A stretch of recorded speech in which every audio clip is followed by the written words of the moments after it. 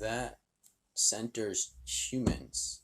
Like, sure, we could do all that and change the landscape for us, but like, I'm not interested in saving global warming for ourselves. Like, we're fucking ourselves over. That's our own problem. I'm worried about like the fish that we're gonna displace when we build those walls, and all the spawning habitats we're gonna destroy, like Well, no through fish pumping really that. live there. And of course they do. Or even just like in general, anything that humans do to alter the environment to prepare for global warming is is saying this is ours now, like, and screw everything else that currently lives in that area or that this system will affect.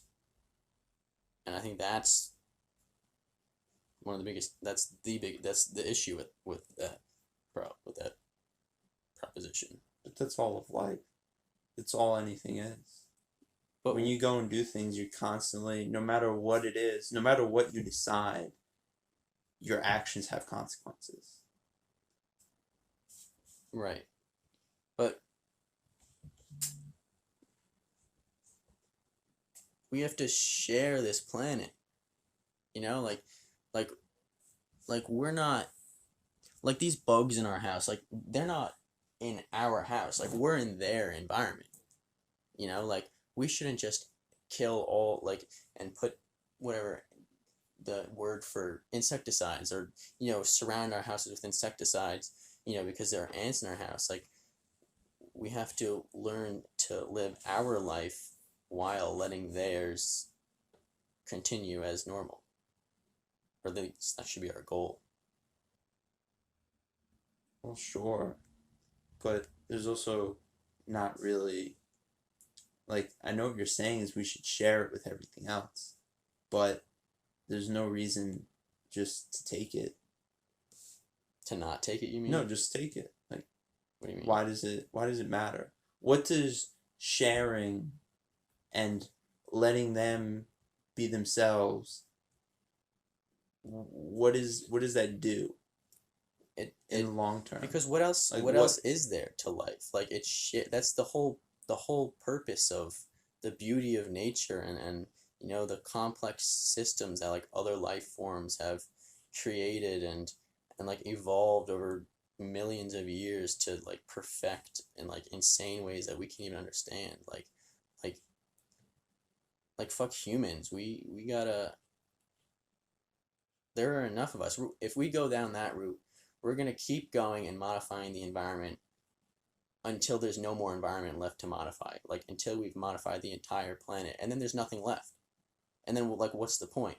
Like that's not a sustainable long term goal. It's like a short term patch up that like fucks everything up in the process, but doesn't really save us in the long run. Okay, then go to the complete opposite point. And Right. what does that get you? You mean not like saving everything? Like, you basically remove humans from the planet. You don't have to remove humans. You have to Or- remove their That's fine. dominant. You just complex. have them live exclusively mutually beneficial to the environment, where they will only help the environment and the environment only helps us. If you follow that, then what's that point? Well, that's the goal. That's everything. But that's a philosophy, and that's a desire rather than a real good thing. I mean, the only way we can say good is if we're thinking about ourselves. Like if you're thinking that way, and like, I don't know, like sure you could argue that like there's no like, it doesn't leave room for like human development and like, whatever, exploring the capabilities of the universe that we live in. But Essentially, there seems to just be a difference in priorities from surviving and living. That's what I get the vibe of. Because you're thinking very It's more survivalist. everything is arbitrary. Like, you can do whatever you want. It doesn't You theoretically matter. can, but no matter what you want to think, there is a feeling that you get that you look up at the stars that these lights in your room will not give you. Right? At least for me. Yes. There's a feeling when you're like out in like a field, like out in nature or something. Well, we were born in nature. Yeah, you Yes. don't burn it all down put up concrete or whatever Well, you can want make to a do. fake version. You can make a zoo. You can But make an aquarium. what- You can make a nature yeah. preserve.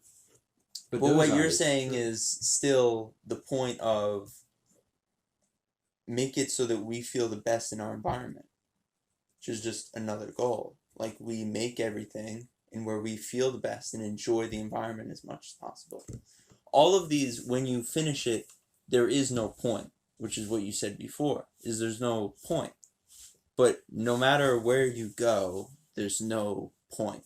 Right. And so it's just your decisions. And your decisions have to be made with some type of reference.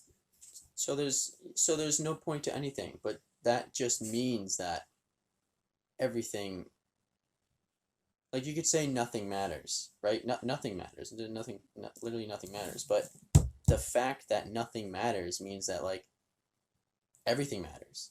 Like since it's all fake, we have nothing better to do than like We create what matters. yeah, exactly. Like Yes. And that's where I go back to my point. No matter what you want to think, there are certain things that, like, when we say you, I'm not talking about you. We're talking about the whole you. Mm-hmm. Like, we can say, okay, since we can create anything that matters, I decide that I want to, like, I just want to look at my own lights. I want to do whatever. Like, there's something deeper within you that actually determines what matters in life. Yeah. You don't really have control And over my it. point is that is very connected with nature. That is very connected with just other connection, whether it be human or animal. Like those things, because it's just been years and years and years. Like if you lose that connection, like whether you want to think it or not, I guess I'm saying you're going to lose something by going that total survivalist route.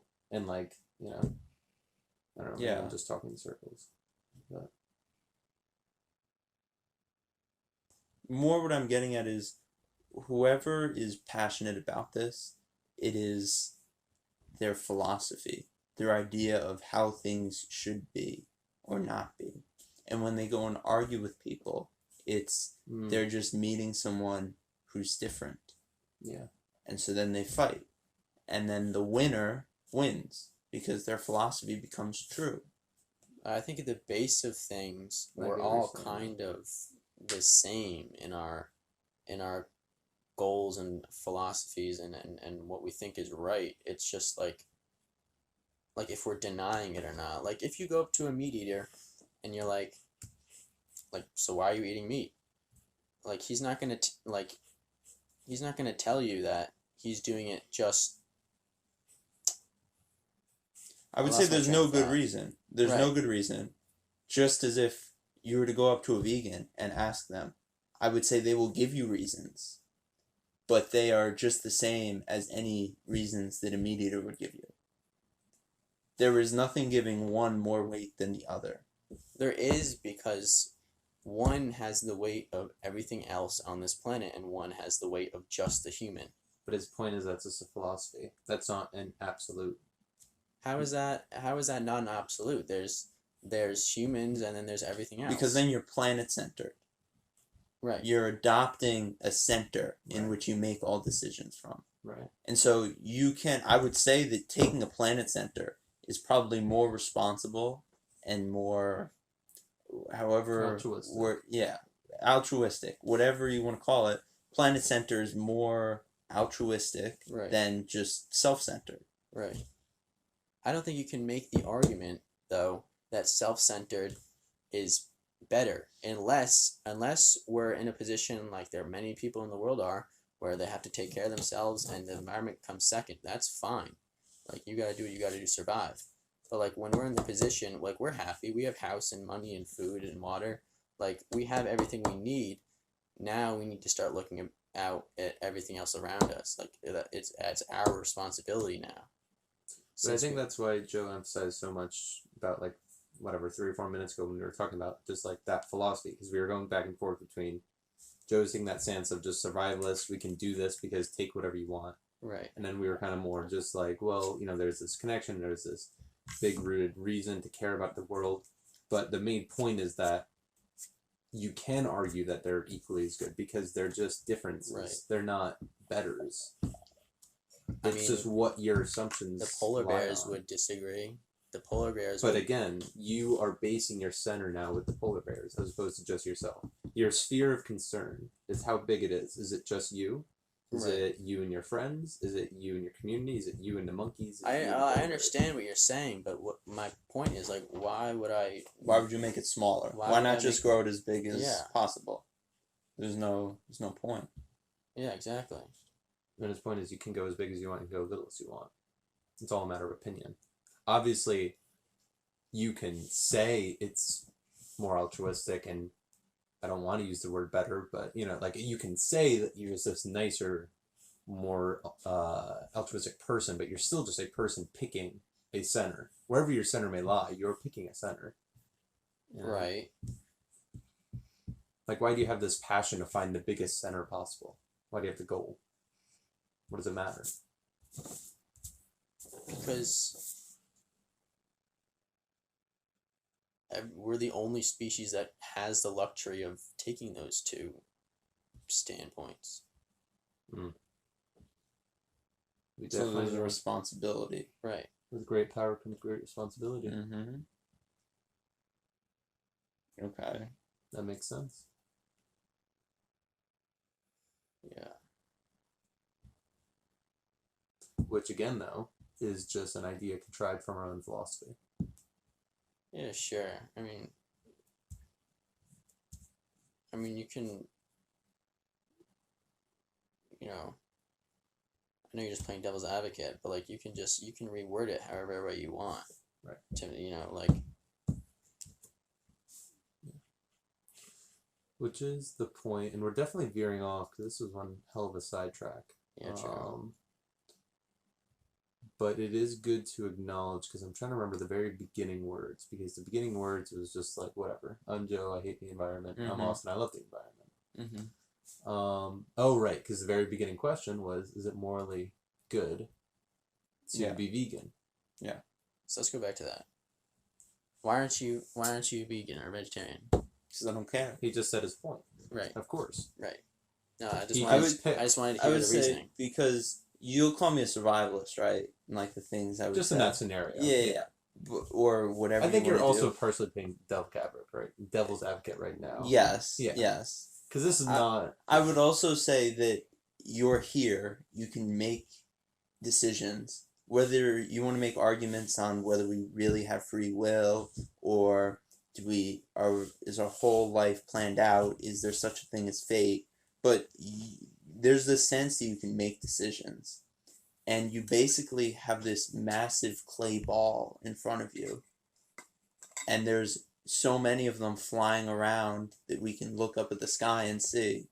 So why don't you just play around with them? And so what you want to do to play around with it is grow life in however you see fit. Grow it as much as possible, Right. or grow it as much as the natural path would have taken it until an asteroid wipes everything out and it starts over again. Right. I mean, yeah. Because you could also say maybe what we should do is set ourselves up in a way to prevent any one of those natural disasters that are coming. Whether it's an asteroid hitting the planet or Yellowstone blowing up, because we're aware of them. I don't know how I stand on that. My initial reaction is like one in theory that is good, but in reality is hard to make. Like if I think in theory, if we're gonna die from an asteroid or whatever it is, we should. That's what's gonna happen. Like that's the way that's gonna happen. And like if I was, it's yeah, it's hard to like you asked me that when it's asteroids about to hit us. Like in 10 minutes from now, if I could just press a button, like I don't know, I might press the button. I probably would press the button to, save us. But like in theory or in whatever the philosophy is, I think it's best to just hands off. Well, you would say that there's a catastrophe coming maybe in 50 years, or well, they just added a timer to the Times Square countdown until where if we don't do anything about climate change, it'll just wipe us out. It's set to 7 years or something right now. This is the clock on some corporation's building. Yeah. And so you could say that we have a button to press it. We have 7 years to press it.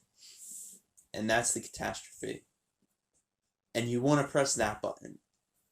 Well, it's a human-made catastrophe as opposed to a natural one. That's the distinction. But I think it's more you have a button to press. Now, it's not as simple as pressing a button. Right. But there's a decision to be made. And there's the same as if we project a meteor will hit us in 20 years, do we press the button to stop it? If we know Yellowstone is going to blow up in 100 years, do we press the button to stop it? I guess I'll rephrase to say, like, yes, we do press the button, but only if we can know what's gonna happen afterwards. Like if there's this huge unforeseen, like if there's a huge effect on the entire solar system or maybe, you know, everything else on this planet besides humans, like, then don't press that button. But like if that button can do everything, in reality, though, we can never know. Right. Yeah. We literally can never know. We can predict, but we will never fully know ever. You know. Here's a book for you. Super Forecasters. What's that? You can advertise a little bit. It's called Super Forecasting: The Art and Science of Prediction by Philip E. Tetlock and Dan Gardner. So what's it about? Read it. It's about, they did studies on groups of people and tested who, they're basically looking what makes a good forecaster, someone who can predict the future to an extent or make best guesses about what's going to happen. And at the end of the day, people are, the very best of people are decent at it. Yep. For maybe 5 years into the future. Yep, probably. And 10, it's basically as good as guessing. Yeah. And same further and further on. Like the experts in a field, you're saying? No, just the average person. No. Anyone, whether it's experts or random forecasters that have these amazing for example, strategies. If there's an expert in climate change, this and that, like. Well, they the found best that they got is 5 years in the future. You can look at forecasts that experts do, and you can also see that they are much worse than what some random people in these books, how good they get. Mm-hmm. So it's more of this philosophy of trial and error, and also measuring and seeing what gets you the best results. And you should constantly be updating your forecasts, which is what happens for most people. But what I was getting at is there's a lot of people that spend their lives trying to figure out what's going to happen, and half the time they're wrong, half the time they're right. Yeah. And it's a random guess, essentially, especially when you go out past the next couple years. Right. Yeah. Yeah, that makes sense. I mean, I don't disagree with that. And so it's kind of the same, and no matter what you're going to say is going to happen. And it's really just doing whatever feels right or whatever you want to do. Right. Because for the most part, what's going to happen is just going to happen. Unless you put yourself in a position where you enact massive change and force everything to change. Where you mold the future. Right. Rather than kind of say what's going to happen. Yeah.